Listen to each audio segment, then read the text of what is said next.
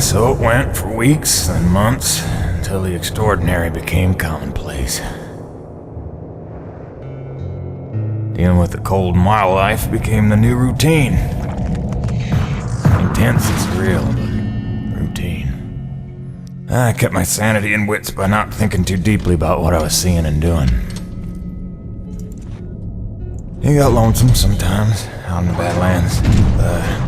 Music and weekly messages from the missus kept me company. I was making great dough, getting choice contracts. That was the point after all. I made friends with the crew. They were a right good sort, those guys. Even LaRoche, for all his bluster, had his moments. For better or worse, I became Braddock's go-to guy. It had its benefits, but sometimes being the one to get the call meant you ended up in some damn strange situations.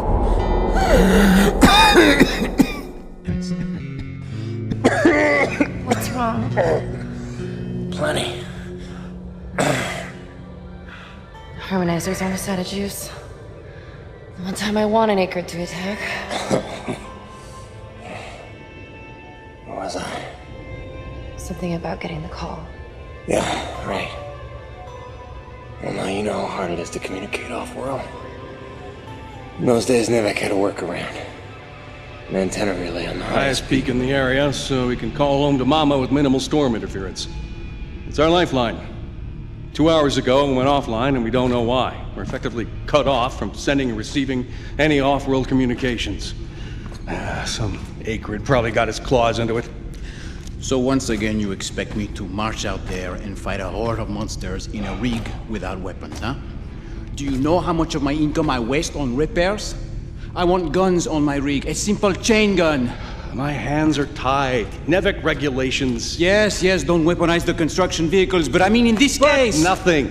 I'm not gonna jeopardize my operation because of your nerve deficit. It's called hazard pay for a reason. Oh, please. Hey, boss. Just noticed ComSat's offline. Yeah. Mind if I hustle down to the relay station? Give her a gander? I was just talking to Mr. LaRoche about that very thing. Apparently he's got some concerns about making nice with the wildlife. Well, no, I don't want to just snake a man's contract. No. Take it. Get yourself killed. Not for at least double, I mean.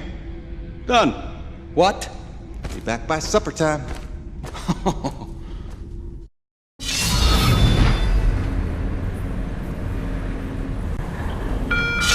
Quartermaster Bowers would like to inform the crew that new stock from the latest supply drop is now available.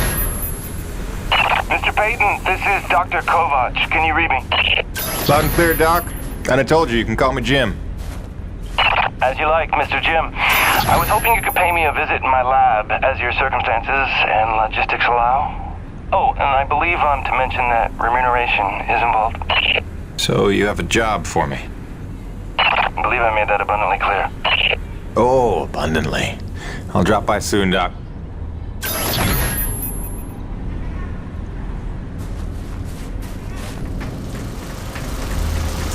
Hey, Jim. How's Hank? Sprouting up like a beanstalk.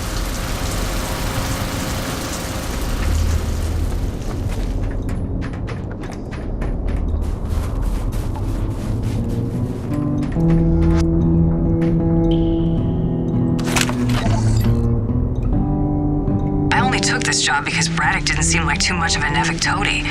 But the way he buckles to these crazy rules, man.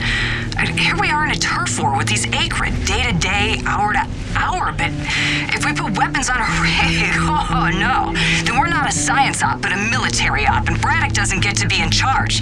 Like anyone's gonna rat him out for letting us protect ourselves.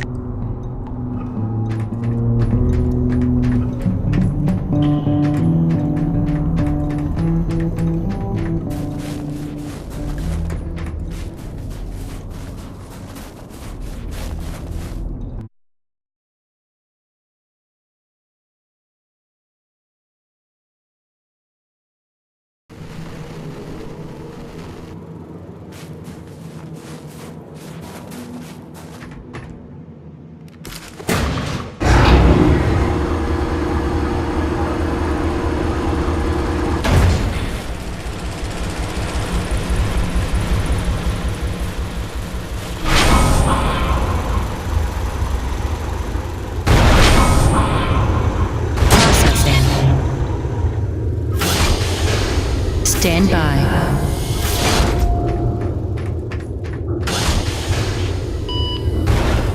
Remember that 800-page questionnaire we all had to fill out before we came to this planet? How the hell did Kovac pass the personality screening? He must have cheated, right? I mean, have you spoken to the man? Every time I look at that enormous head of his, I imagine a little alien inside operating at controls. Or maybe a super intelligent lab rat.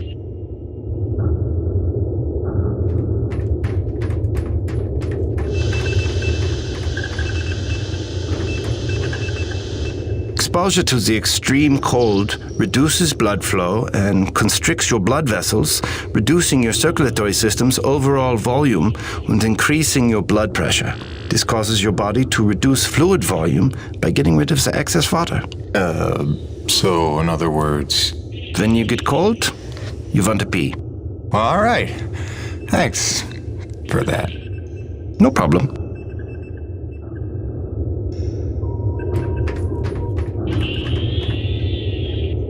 Dr. Roman and I certainly had our issues, but I do wonder how she's doing out there. Living off base out in the white like a mountain man is a bit of an overreaction if you ask me, but she was never one for half measures.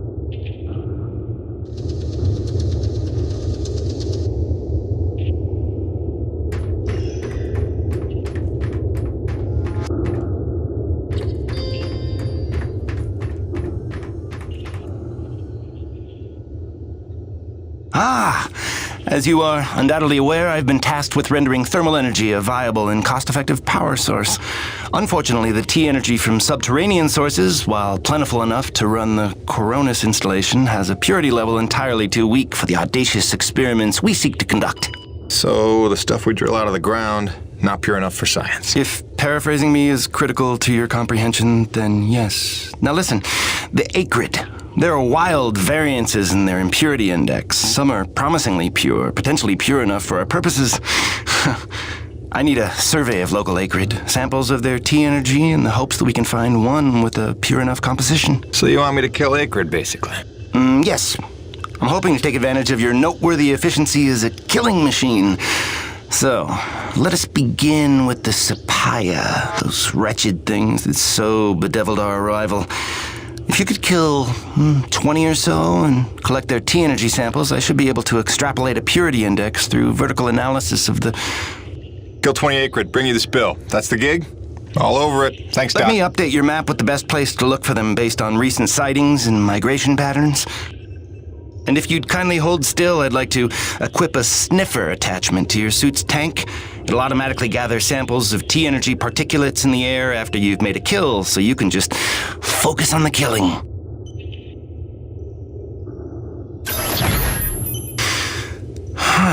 Such pitiable incuriosity.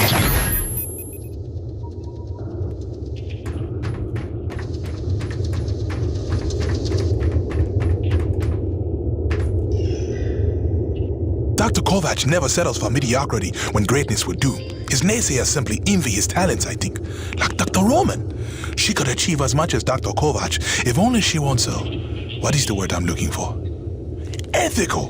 Can you imagine?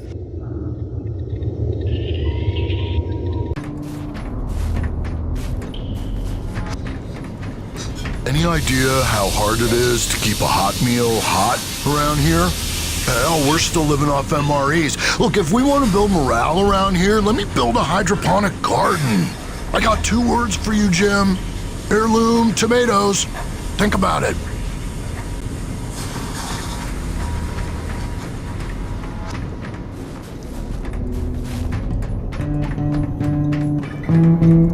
He needed something to take his mind off the cold, so I gave him my brother's guitar. For never having taken any lessons, he's damn good. Listen.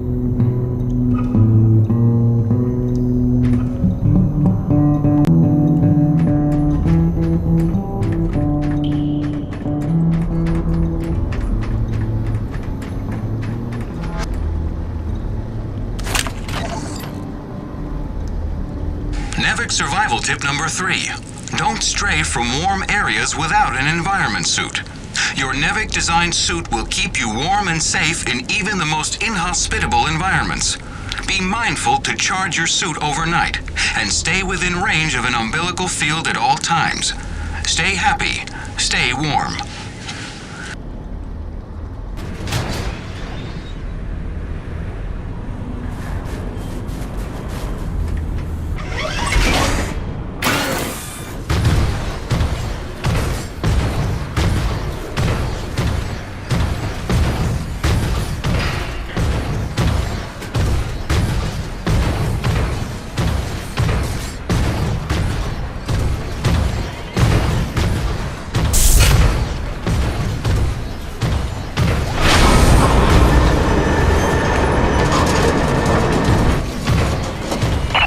Jimmy, the science team cooked up a de-icing spray so your rig doesn't freeze with every bad storm.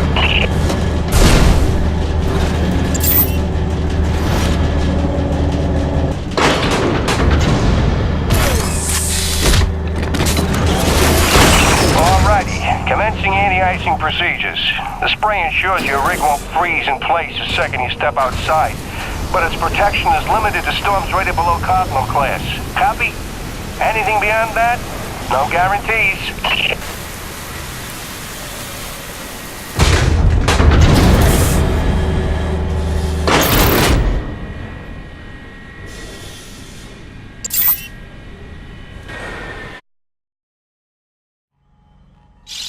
Hey, baby. Quick message, and, not to worry you, but apparently I am slipping quietly out of my mind. Today, I spent the better part of 20 minutes looking for a hat that I was wearing. This week, I found my keys in the door, on the outside, of course, my slippers in the shower, and my toothbrush in the refrigerator. Because you know how important dental hygiene is to produce. Seriously, what is happening? Unless the little man is telekinetic and evil, moving objects around with his mind just in order to drive me crazy, then your wife has become mentally unbalanced.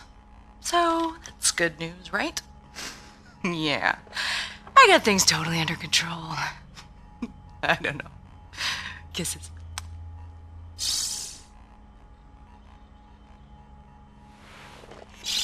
Hey, baby. Quick message, and, not to worry you, but apparently I am slipping quietly out of my mind. Today, I spent the